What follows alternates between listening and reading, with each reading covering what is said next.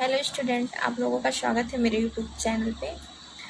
आज हम आप लोगों को क्लास 12th का पेपर सॉल्व कराएंगे जो भौतिक विज्ञान का है। ये 2025 का पेपर है। 346 JS इसका सेट है। आप लोग ये वीडियो पूरी देखिएगा क्योंकि अंत तक इसका सॉल्यूशन आपको मिलेगा। तो आज हम अपना क्वेश्चन स्टार्ट करते हैं। खंड आ का ये जो मेरा पहला क्वेश्चन है, पहले का है, विद्युत चुम्बकीय तरंगों के संचरण में संचरण की दिशा तथा ध्रुवण तल के बीच कोण होता है। तो ये हमारा होता है 90 डिग्री होता है। तो ऑप्शन सी राइट होगा। और आप लोग क्वेश्चन देखते समय वीडियो को भी लाइक कीजिए। दूसरा क्वेश्चन नंबर पहले का है, जब M1 तथा M2 द्रव्यमान के दो नाभिक परस्पर संलयित होकर यम द्रव्यमान का नाभिक बनाते हैं तो ऊर्जा का उत्सर्जन होता है। इस प्रक्रिया में क्या होगा? M1 plus M2 greater than M। ठीक है, ऑप्शन बी राइट होगा। पहले का नंबर देखिए, इसमें दिया गया है एक प्रत्यावर्ती धारा प्रपथ में 8 ओम का प्रतिरोध तथा 6 ओम का प्रेरकत्व प्रतिघात श्रेणी क्रम में लगे हैं। परिपथ का प्रतिबाधा होगा। तो इसमें प्रतिबाधा पूछा गया है। तो इसका सूत्र देख लीजिए क्या होता है। Z बराबर रूट में इसका हो जाएगा R² प्लस XL स्क्वायर। ठीक है, तो यहाँ पे आप देखिए Z क्या है? हमारा प्रतिबाधा है और R प्रतिरोध है और XL क्या है? प्रेरकत्व प्रतिरोध है। ठीक है, प्रेरकत्व प्रतिरोध है। तो इसमें से प्रतिबाधा हमको ज्ञात करना है। R का मान हमें 8 ओम दिया है और XL हमारा कितना है? 6 है। तो चलिए इसको लगाते हैं। R² का मान हमारा 8 का स्क्वायर प्लस XL कितना है? 6। तो 6 का स्क्वायर हो जाएगा। तो यहाँ हो जाएगा ये रूट में, ये हो जाएगा 64। 8 का 64 हो जाएगा प्लस 6 का 36। 6 का स्क्वायर ये हमारा 36 हो गया। फिर इसको क्या करेंगे? ऐड कर लेंगे। तो ऐड करने पे ये हमारा आ जाएगा 100। ठीक है, और जब इसको हम अंडर रूट से बाहर करेंगे तो ये हमारा हो जाएगा 10 ओम। ऑप्शन हमारा डी राइट होगा। एक का घा देखिए, निर्वात की विद्युतशीलता का मात्रक है। तो ये होगा हमारा कूलाम स्क्वायर प्रति newton metre square. B option इसका राइट होगा। इंगा नंबर देखिए, एक का इंगा न्यूनतम आवृत्ति की विद्युत चुंबकीय तरंग है। तो ये ऑप्शन डी होगा, सूक्ष्म तरंग। सूक्ष्म तरंगे होगा। पहले का चा देखिए, अनुचुंबकीय पदार्थ की चुंबकीय प्रवृत्ति काई परम ताप T के साथ किस प्रकार बदलती है? तो इसका ऑप्शन बी राइट होगा। ये काई समानुपाती T⁻1 हो जाएगा, -1 में होगा। ऑप्शन बी राइट होगा। अब अगला क्वेश्चन देखते हैं। खंड बा देखिए, खंड बा में दूसरे का पूर्ण आंतरिक परावर्तन से क्या तात्पर्य है? किरण आरेख बनाकर दिखाइए। तो पूर्ण आंतरिक परावर्तन के बारे में समझ लेते हैं एक बार क्या है। जब प्रकाश की किरण सघन माध्यम से विरल माध्यम में प्रवेश करती है और यदि आपतन कोण का मान क्रांतिक कोण से अधिक कर दिया जाए तो प्रकाश की किरण दूसरे माध्यम में न जाकर प्रथम माध्यम में वापस लौटने लगती है। इस घटना को पूर्ण आंतरिक परावर्तन कहते हैं। इसका चित्र आप लोग देख लीजिए। ये सघन माध्यम है और ये विरल माध्यम है और ये हमारी क्या है? धारा है। अगला का क्वेश्चन देखिए, दूसरे का समस्थानिक एवं समभारिक नाभिकों में अंतर समझाइए। तो समस्थानिक एवं भारिक में अंतर, तो देखिए समस्थानिक का क्या हो जाएगा, एक ही तत्व के वे परमाणु जिनकी परमाणु संख्या समान परंतु द्रव्यमान संख्या भिन्न भिन्न होती है समस्थानिक कहलाते हैं। ठीक है, परमाणु क्रमांक क्या होगा, समान होगा और द्रव्यमान संख्या क्या होगी, भिन्न भिन्न होगी। इसमें देखिए जैसे हाइड्रोजन के समस्थानिक है 1H1 प्रोटियम है, 1H2 ड्यूटेरियम है, 1S3 ट्राइटेरियम है। ठीक है, संभारिक देखिए इसका है भिन्न भिन्न तत्वों की वे परमाणु जिनकी द्रव्यमान संख्या समान परंतु परमाणु संख्या भिन्न होती है। इसमें क्या होता है, द्रव्यमान संख्या समान होती है, परमाणु संख्या क्या होती है, भिन्न होती है, संभारिक कहलाते हैं। तो इसमें जैसे होता है कैल्शियम, अब यहाँ देखिए द्रव्यमान संख्या समान है और परमाणु संख्या भिन्न भिन्न है, तो ये कैल्शियम का है और ये आर्गन का है। दूसरे का गा, ओमियो एवं अनओमियो प्रतिरोध के लिए वोल्टता V एवं धारा I के बीच ग्राफ खींचिए। तो इसका उत्तर हो जाएगा ओमियो प्रतिरोध। तो चलिए पहले ओमियो प्रतिरोध का देख लेते हैं कैसे ग्राफ होगा। ऐसा प्रतिरोध जिसमें किसी चालक के सिरों के बीच वैद्युत विभवांतर तथा चालक में बहने वाली धारा का अनुपात नियत रहता है। बहने वाली धारा का अनुपात क्या रहता है, नियत रहता है। और ओमीय परपथ कहलाता है। क्या कहलाता है, ओमीय परपथ कहलाता है। इसमें V/I बराबर क्या होगा, कांस्टेंट होगा, यानी V/I जो हमारा है वो कांस्टेंट है, ये क्या होगा, नियत होगा। तो यहाँ पे देखिए इसका ग्राफ, ये हमारा y एक्सिस है, ये x एक्सिस है और ये 0 है। ठीक है, ये हमारा I है और ये हमारा V है। ठीक है, कैपिटल I लिखते हैं।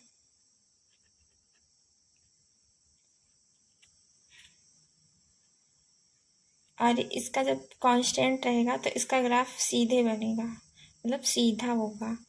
और ये हमारा A है। ठीक है,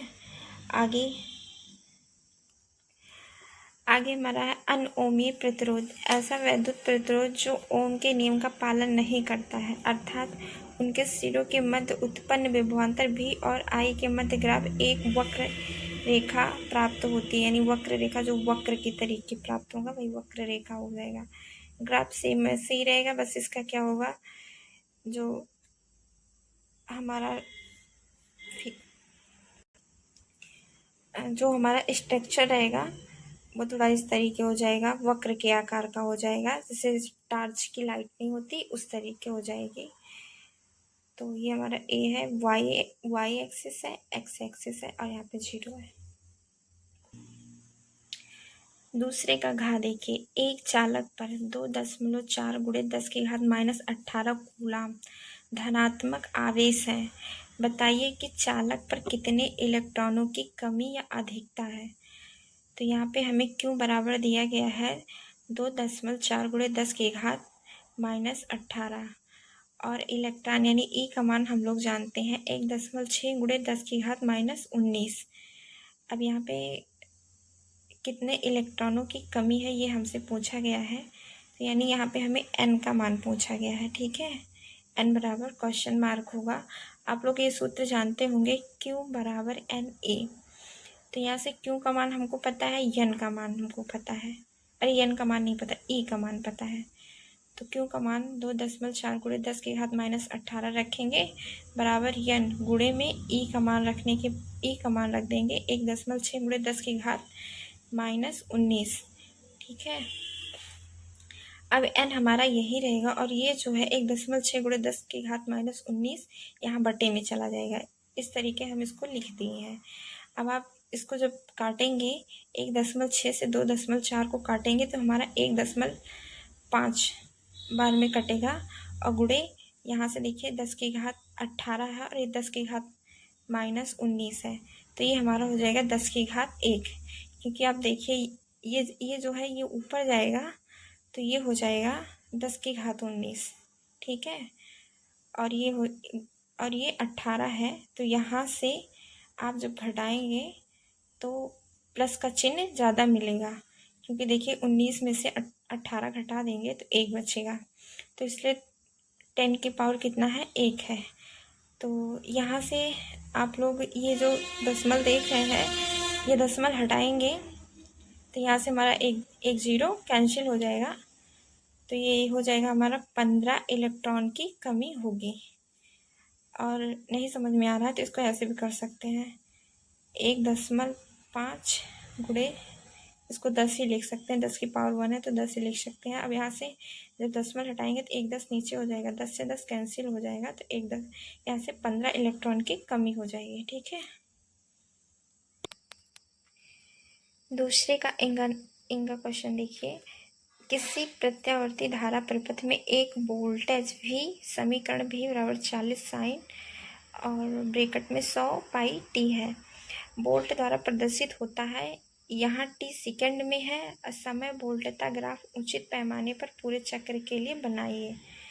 तो इसको कैसे सॉल्व करेंगे, यहाँ पे देखिए भी बराबर 40 साइन और यहाँ पे ब्रैकेट में 100 पाई टी है। ठीक है, वोल्ट की तुलना किससे करेंगे, हमारा समीकरण होता है भी बराबर भी नॉट साइन ओमेगा टी से, तो यहाँ से भी नॉट हमारा 40 हो जाएगा, ओमेगा हमारा कितना हो जाएगा 100 पाई हो जाएगा। अब यहाँ से हम भी RMS निकाल लेंगे। ठीक है, तो भी RMS निकालने, भी RMS का सूत्र होता है भी नॉट बटे √2, तो भी नॉट का मान 40 है और ये √2 है। हम √2 को अब यहाँ से क्या किया जाए, यहाँ से हम ऊपर नीचे √2 से और √2 से गुणा कर सकते हैं, तो ये हमारा हो जाएगा 40 गुणे √2 और यहाँ पे √2 गुणे √2, तो ये √2 हमारा 2 हो जाएगा और ये 40 है गुणे √2, यहाँ से इसको काट देंगे तो 20 बार में कटे, 20 बार मतलब 20 बार में कटेगा, 20 बार में नहीं कटेगा, 2 दूना 4, 2 दूना 4 यानी 2 बार जाएगा और यहाँ पे हो जाएगा 20√2 वोल्ट, ये हमारा भी RMS की वैल्यू है।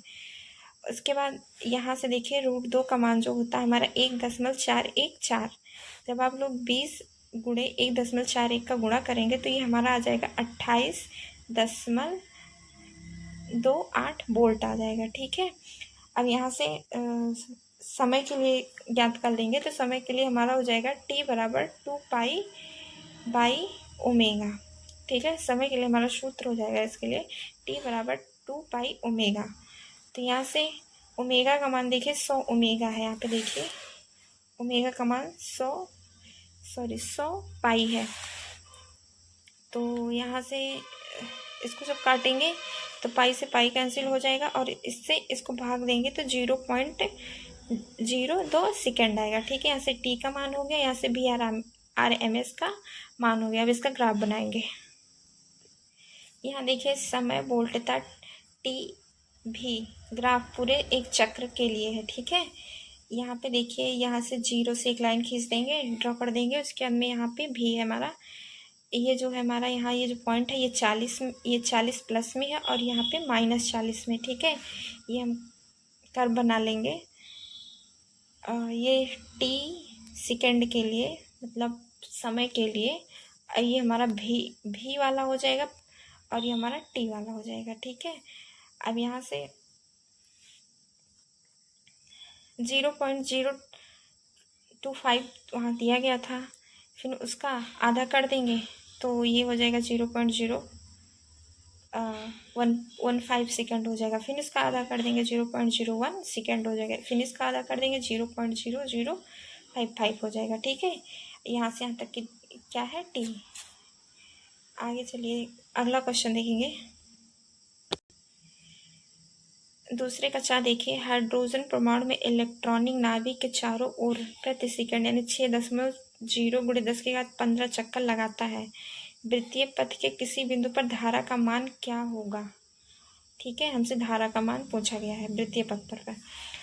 तो यहाँ से देखिए प्रति सेकंड चक्रों की संख्या कितनी है, n है, n हमें कितना दिया गया है यहाँ पे 6 गुणे 10⁻15। ओके, इलेक्ट्रॉन पर आवेश E बराबर कितना दिया है, एक E बराबर हम लोगों को पता रहता है, दिया नहीं गया, 1.6 गुणे 10⁻−19 कूलाम और T हमारा कितना है 1 सेकेंड।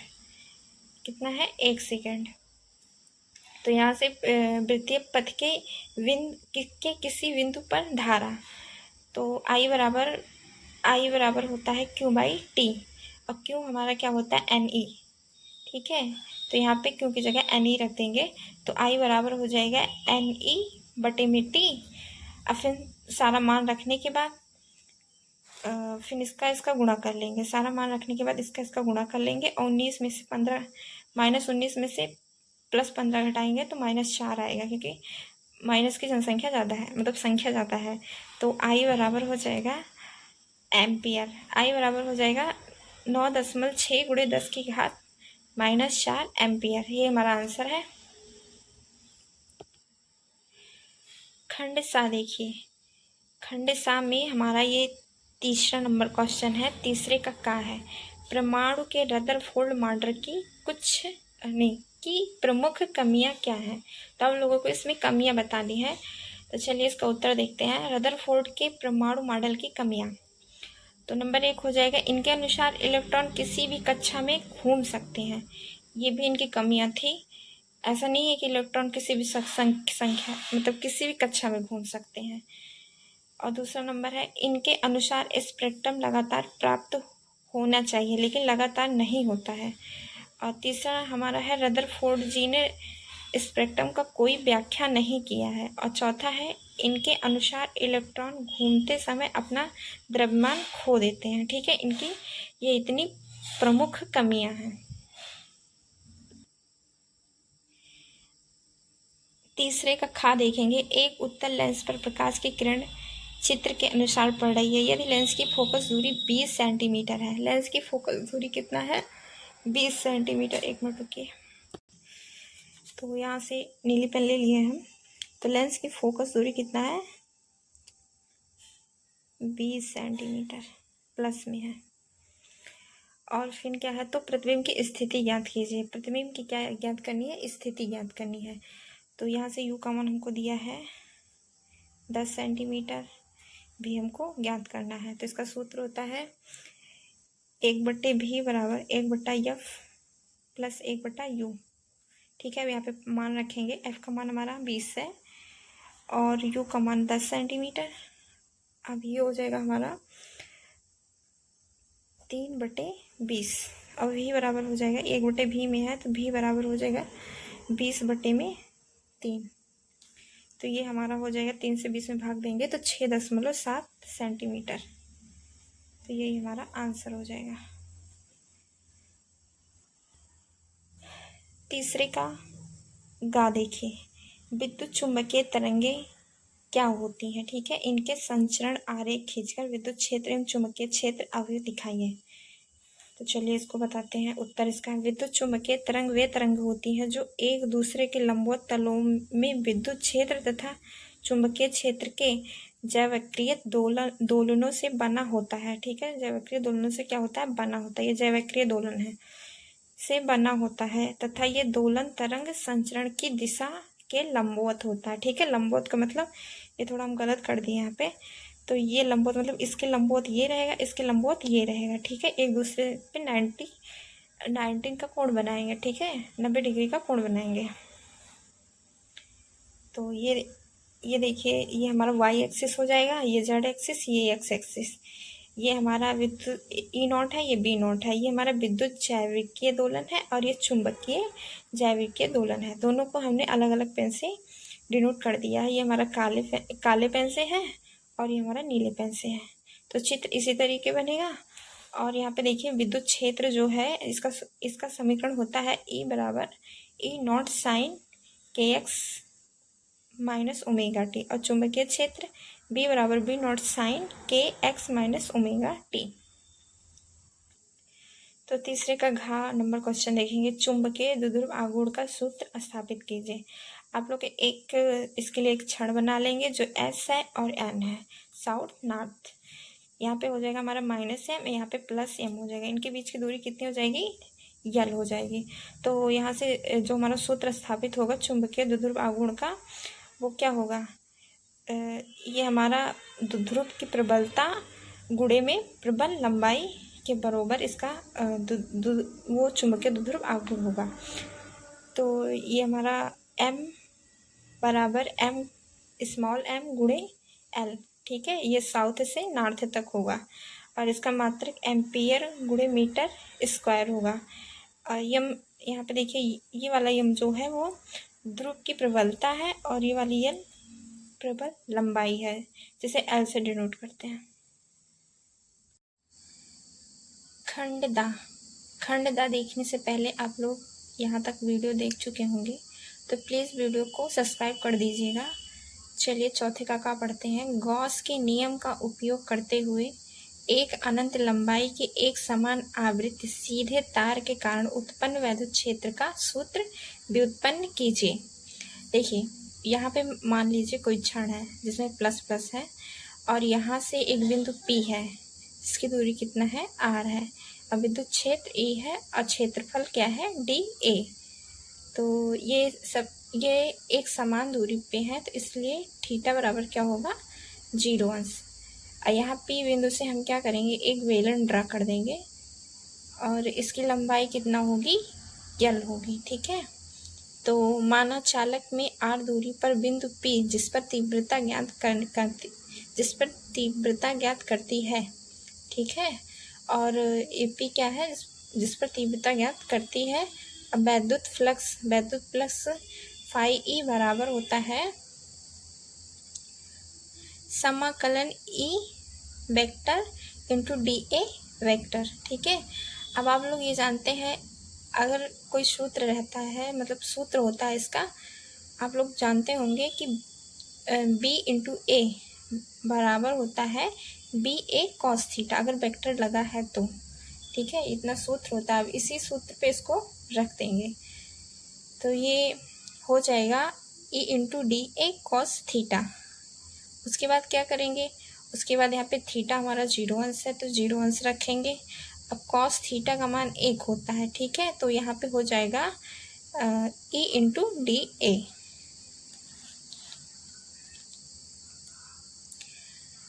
अब आगे देखिए, आगे आप लोग E को क्या कीजिएगा, बाहर निकाल दीजिएगा, तो ये समाकलन में हो जाएगा dA। तो यहाँ से dA माने क्षेत्रफल पूछा गया है, तो क्षेत्रफल संपूर्ण पृष्ठ का क्षेत्रफल कितना होता है, तो 2πr_l होता है। तो वक्र पृष्ठ का क्षेत्रफल है ये। तो यहाँ पे dA के स्थान पे 2πr_l रख देंगे, ठीक है।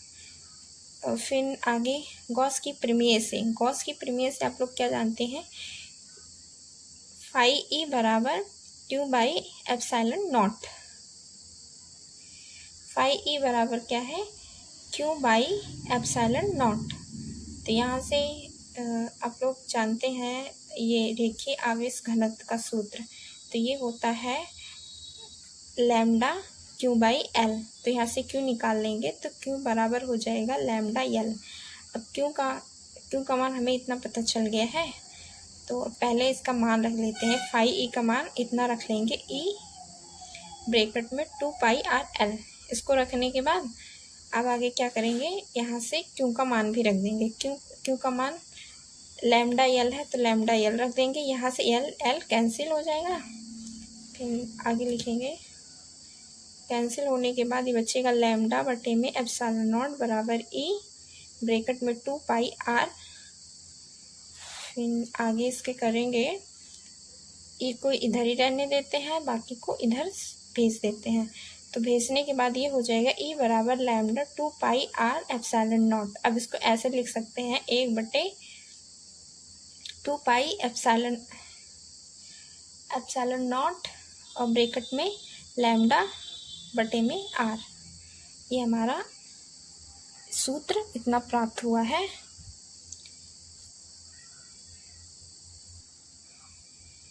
चौथे का खा देखिए, प्रावर्ती दूरदर्शी का किरण आरेख खींचिए, इसकी कार्यविधि स्पष्ट कीजिए, ठीक है। किरण आरेख खींचना है और क्या करना है, इसकी कार्यविधि स्पष्ट करना है। तो यहाँ से एक बार प्रावर्ती दूरदर्शी के बारे में पढ़ लेंगे। प्रावर्ती दूरदर्शी एक दूरदर्शी है जो प्रकाश का परिवर्तित करके छवि बनाने के लिए दर्पणों का उपयोग करता है। यह अपवर्ती दूरदर्शी की तुलना में अधिक चमकीला और स्पष्ट छवि प्रदान करता है और इसमें विपथन दोष भी कम होता है। ठीक है, विपथन दोष क्या होता है, कम होता है। तो अब इसका हम चित्र ड्रा किए हुए हैं, आप लोग एक बार समझ लीजिए। यहाँ पे एक लेंस ले लेंगे, उसके बाद में यहाँ से एक लाइन ड्रा कर देंगे। ठीक है, उसके बाद यहाँ पे हमारी ये हम वस्तु यहाँ पे बना दें। थोड़ा दूर में ही बना दीजिएगा, जैसे यहाँ पे ऐसे बना दीजिएगा। हम थोड़ा नज़दीक बना दें, आप लोग दूर में बना दीजिएगा BA। ठीक है, और यहाँ से देखिए कोई दो किरण आ रही है, और यहाँ पे हमारा समतल दर्पण है। ठीक है, यहाँ से ये दोनों टकरा के यहाँ नेत्रिका लेंस पे यहाँ इस बिंदु पर आके पड़ेंगी। पड़ने के बाद ऐसा कुछ बनेगा। उसके बाद में यहाँ से हम क्या करेंगे, एक लाइन और ड्रा कर देंगे। ठीक है, तो फिर हमारा यहाँ पे ये वस्तु A' के रूप में यहाँ बनेगा। उसके बाद में ये जो गया है ये पाई और आगे मिला देंगे, तो यहाँ पे एक बिंदु मिलेगा जहाँ पे मिल रहा है, समझ लीजिए कोई भी बिंदु हो तो वहाँ पे मिलेगा। उसके बाद में इसको मिला देंगे, ये वाली लाइन, तो यहाँ से A' और B' वस्तु हमें मिल जाएगा। और यहाँ से ये हमारा अल्फा कोण रहेगा, यहाँ पे भी अल्फा कोण रहेगा। देख लीजिए हमारा चित्र है ये। उम्मीद है आप लोगों को समझ में आया होगा। अब आगे बढ़ते हैं। इसकी कार्य विधियाँ देखिए। नंबर 1, प्रकाश की किरणें। देखिए प्रकाश की किरणें में दूरदर्शी से प्रकाश की किरणें प्राथमिक अवतल दर्पण पर आती है। ठीक है, और दूसरा नंबर है प्रावर्तन। प्रकाश किरणें प्राथमिक अवतल दर्पण से परावर्तित होती है और फिर द्वितीयक अवतल दर्पण पर आती है। पुनः निर्देशित करना, यानी द्वितीयक अवतल दर्पण प्रकाश को एक बिंदु की ओर निर्देशित करता है जहां छवि को देखती है। चौथा नंबर देखिए, छवि का बनना। इस प्रकार परावर्तक दूरदर्शी पर चमकीली और स्पष्ट छवि प्रदान करता है, यानी हमारा क्या होगा, छवि जो होगा बड़ा बनेगा। चौथे का ग नंबर क्वेश्चन देखिए अनुचुंबकीय, प्रतिचुंबकीय और लौह चुंबकीय पदार्थों में विभेद कीजिए तथा प्रत्येक का एक एक उदाहरण दीजिए। ठीक है, प्रत्येक का क्या करना है, एक एक उदाहरण देना है। तो हम 2-3 उदाहरण दे दिए हैं, आप चाहे एक ही उदाहरण दे दीजिएगा। तो देखिए अनुचुंबकीय पदार्थ। अनुचुंबकीय पदार्थ उन पदार्थों को कहते हैं जो बाह्य चुंबकीय क्षेत्र में रखे जाने पर क्षेत्र की दिशा में थोड़ा सा चुंबकित हो जाते हैं। इसका उदाहरण है एल्युमिनियम, सोडियम और कैल्शियम। प्रतिचुंबकीय पदार्थ। प्रतिचुंबकीय पदार्थ उन पदार्थों को कहते हैं जो बाह्य चुंबकीय क्षेत्र में रखे जाने पर क्षेत्र की विपरीत दिशा में थोड़ा सा चुंबकित हो जाते हैं। तो उदाहरण जैसे होगा तांबा, सीसा, सिलिकॉन आदि। अब आगे देखिए लौह चुंबकीय पदार्थ। लौह चुंबकीय पदार्थ में देखिए क्या लिखा है, लौह चुंबकीय पदार्थ उन पदार्थों को कहते हैं जो किसी चुंबकीय क्षेत्र में रखे जाने पर क्षेत्र की दिशा में ही प्रबल रूप से चुंबकित हो जाते हैं। पदार्थ के इस गुण को लौह चुंबकत्व कहते हैं। उदाहरण होगा लोहा, निकेल, कोबाल्ट आदि। अब ये हमारा चौथे का घ नंबर क्वेश्चन है। देखिए इसमें क्या पूछा गया, ऊर्जा बैंड के आधार पर चालकों, कुचालकों एवं अर्धचालकों के वर्गीकरण की व्याख्या कीजिए। तो चालक की व्याख्या देख लीजिए।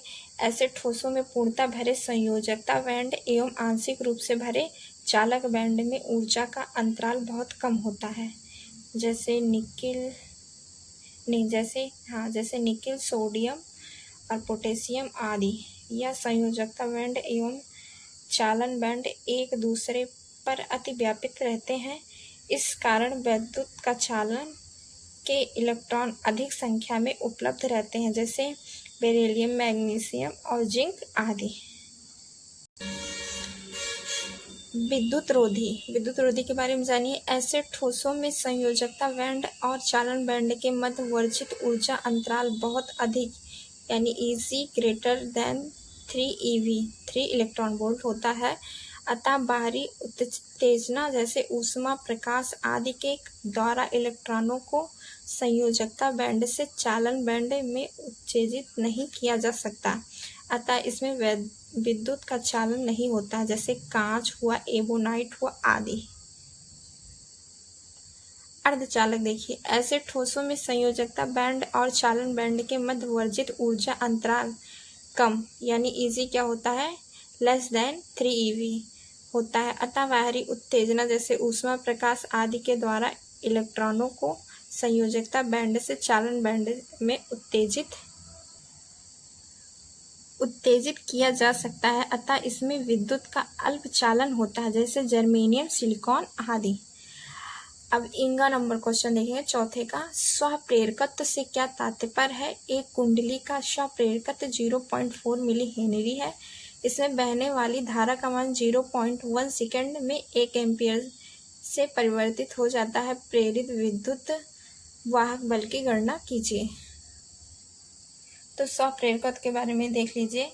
जब एक कुंडली में वोल्टेज गड़बड़ी उसके पास की दूसरी कुंडली में वोल्टेज पैदा करती है तो इस पारस्परिक प्रेरणा के रूप में जाना जाता है।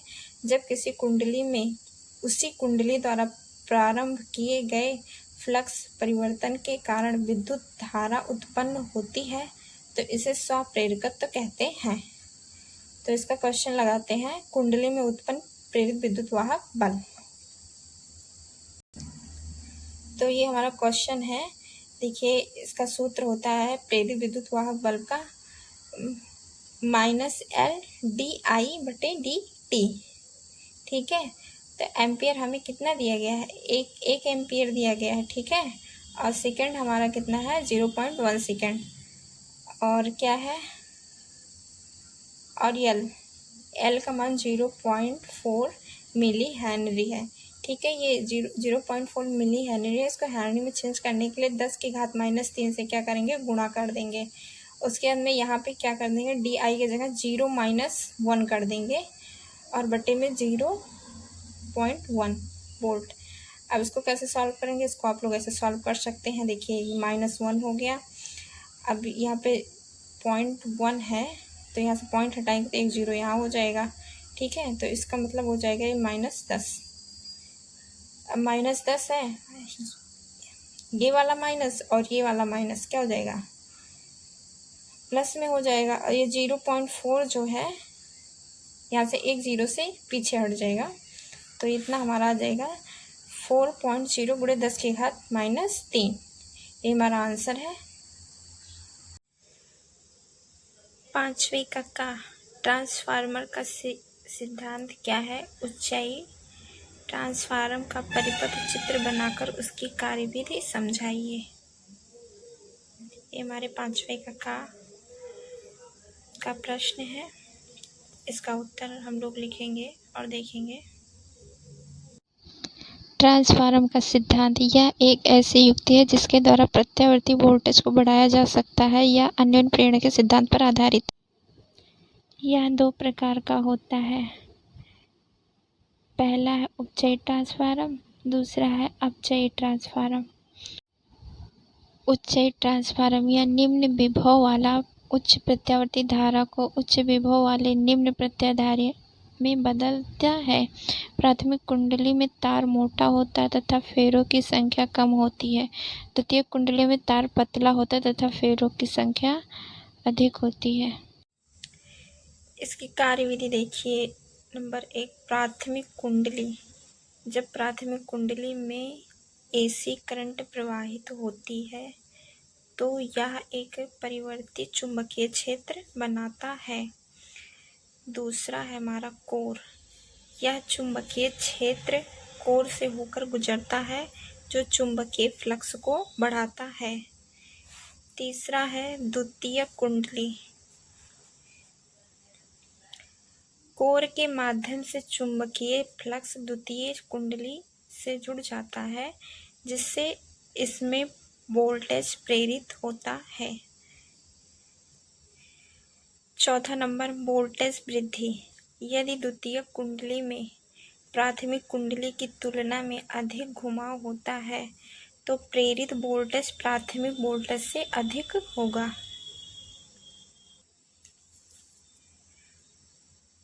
आउटपुट। इस प्रकार उपचयी ट्रांसफार्मर AC वोल्टेज को बढ़ाता है।